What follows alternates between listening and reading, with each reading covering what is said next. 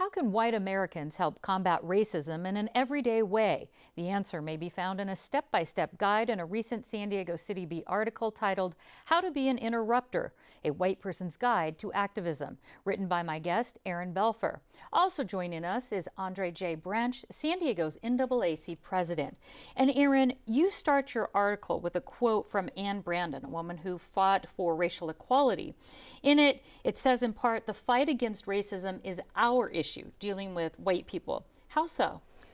Well, white people built our system of white supremacy in this country, and so it is our responsibility and an imperative to dismantle it.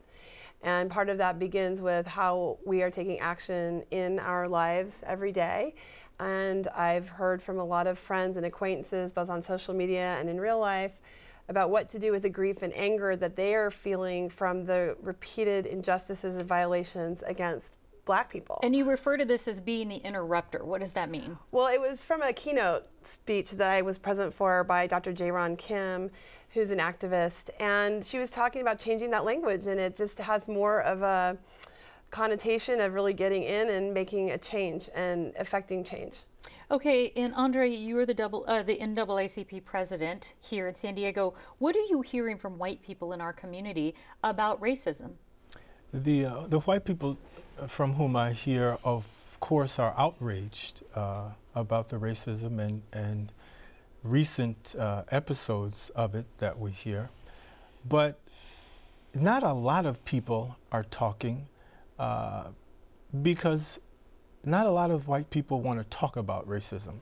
They don't want to agree that we have a problem with race in what is supposed to be this post-racial society, which is really not true. I think people are still uncomfortable talking about race because so many of us have been hurt around race. And when I say us, I mean us as human beings. We've had experiences that hurt us, and we don't want to talk about race. We don't want to agree that we have a problem with race because it brings back those memories of bad experiences we've had, perhaps with someone of a different race, but around issues of race. We don't want to go back to that uncomfortable, painful place. And we're going to come back to how to actually do that. And I want to start, Aaryn, with, in your article, you list 11 specific acts that a person can do to be, as you say, an upstander instead of a bystander in these race issues. Could you highlight some of the things that somebody practically can do tomorrow that you included in your article? Well, I mean, the very first one was to put a Black Lives Matter sign in your yard or in a window and really claim that you are standing alongside Black Americans and their struggle for equality and equity and justice.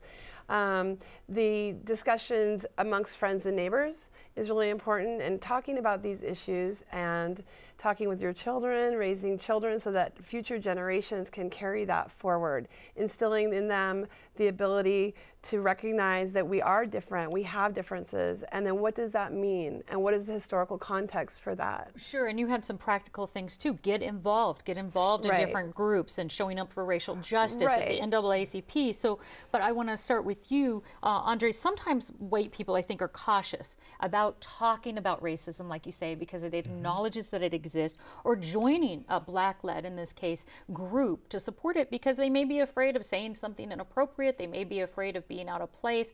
What would you say to encourage white people to engage? White people are not out of place at an NAACP meeting.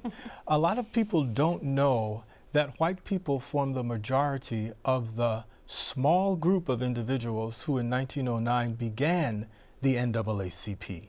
The NAACP had white leadership for a number of years after its inception. White people are not alone or not out of place at the NAACP because the NAACP is about advocating for civil rights for all people.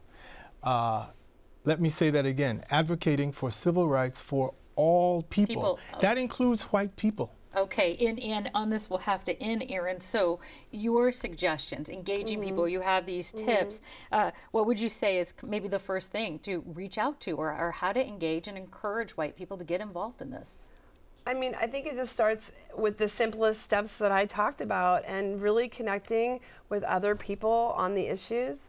I think white people need to start educating themselves and really taking a hard look at our responsibility in the struggle. All right, we are out of time, but I want to let folks know that they can read the How to Be an Interrupter, A White Person's Guide to Activism, published by you in CityBeat's July 20th issue at our website, kpbs.org. Aaryn Belfer and Andre Branch, thank you so much. Thank you for having us. Thank you very much for having us.